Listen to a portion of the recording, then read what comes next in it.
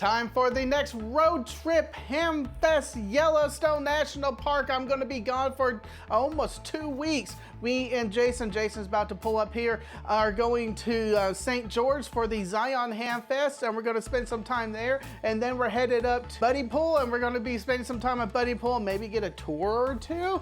And then we're going to be heading up to Yellowstone, and we're going to be meeting all our friends up there. So this video is going to be probably from here to the HamFest. And then there's going to be another video from the HamFest to something. And then finally there's going to be a Yellowstone video. And I think that's how I'm going to break it up or something. Who knows? We're going to have some fun. We're just going to be hitting the road. We are on the road. Jason and I are headed up to St. George, and it is now 9 o'clock. And we will see how long it's going to take us to get outside of Texas. Yeah. So sit back and enjoy the ride. 2 hours into the trip now, and we are in Wichita Falls, a nice little town here in Texas. I don't know much about them, but we're just cutting through. We just stopped and got some Subway, and we'll see what's up next. But here we go, still on the road and still in Texas.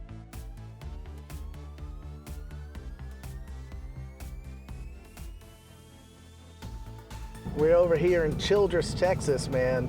This brings back some memories. I remember driving through Childress as a child, as my dad were taking us to 2-week trips to Yellowstone and Grand Canyon and Yosemite National Parks, and we always stopped on Childress, even the way out or the way back, for some dinner. And man, memories!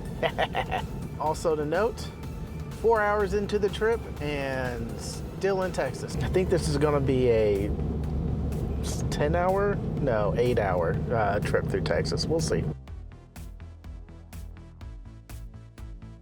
6 hours in, and we are going through Amarillo now. We're hitting some traffic inside the city, but that's what you get for inside the city.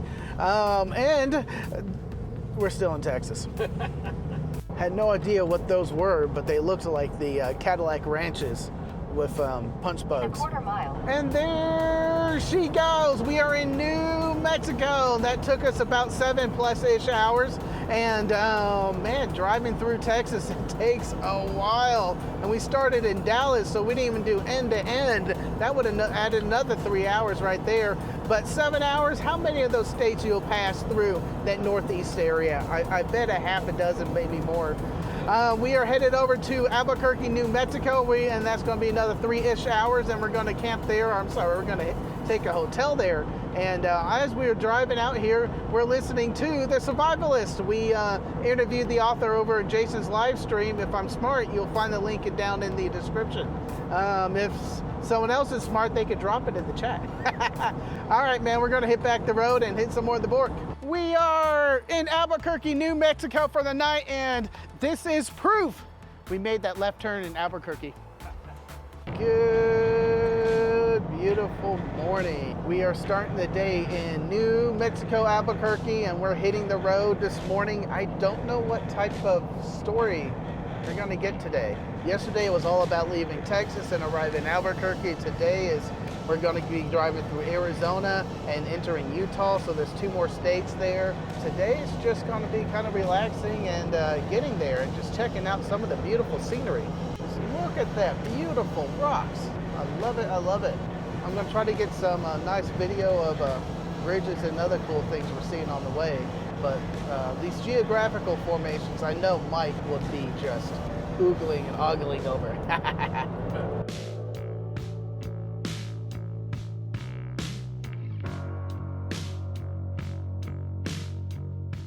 Woo, look at that sun. We're just making a quick stop here at the historical Route 66 for some gas and stuff. And I have been on Route 66 a couple times growing up, but it's always fun to be back. All right, so interesting rock formations I'm seeing here. All the black lines is old lava flows that I think that I'm right on that through the area. So we are in kind of the volcano-ish area of New Mexico. And also we're going in and out of reservations, which was kind of cool. And a lot of Route 66 stuff. So I'm loving it. I'm loving it. I'm hoping to find some historical structures, awesome buildings and bridges. We'll just see what we see. So we're hitting the road.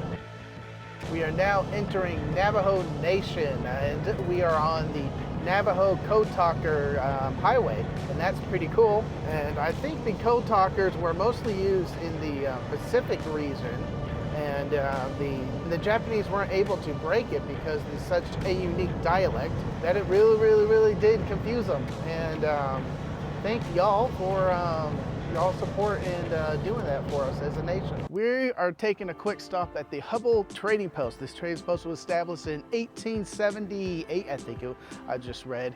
And this is the oldest continuous and operating trading post here in the Navajo Nation. I'm surprised that it's still going on. That's pretty cool. They have a National Parks Visitor Center, and we're about to go and check out the trading post itself, and kind of hoping there's a little bit of lunch or something inside. Jason, we should have had your radio up.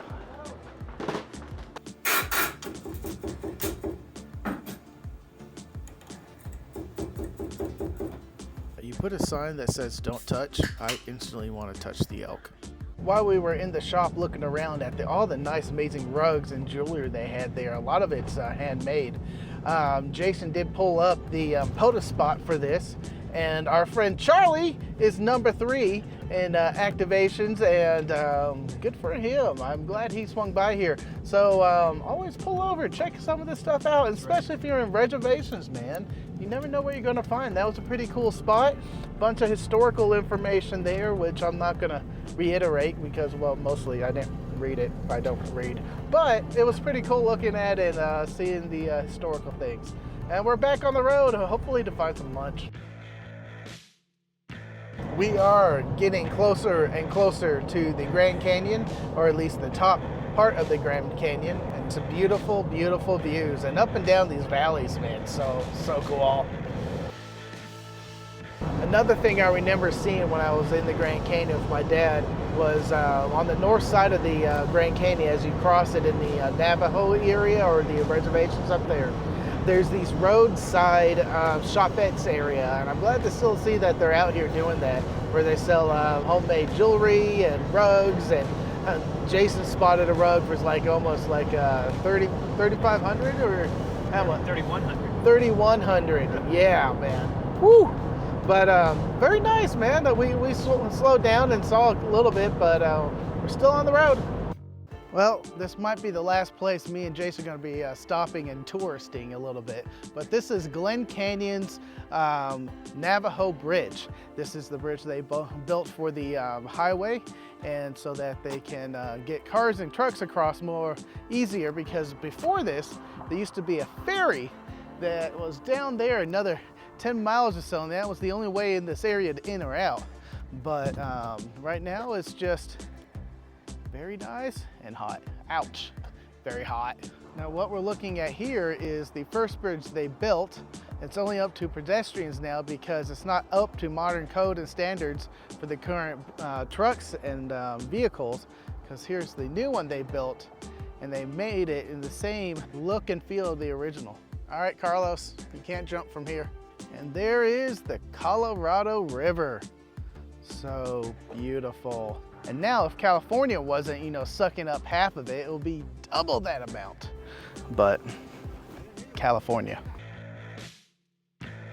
We're finally in Utah, and I think we're gonna be done stopping at places and just admiring the view along the way. I'm there, so I'm gonna go ahead and wrap it up here for the day. Thank you all for watching. It's been fun. Thank you to all my Patreons, and thank you, Jason, for driving.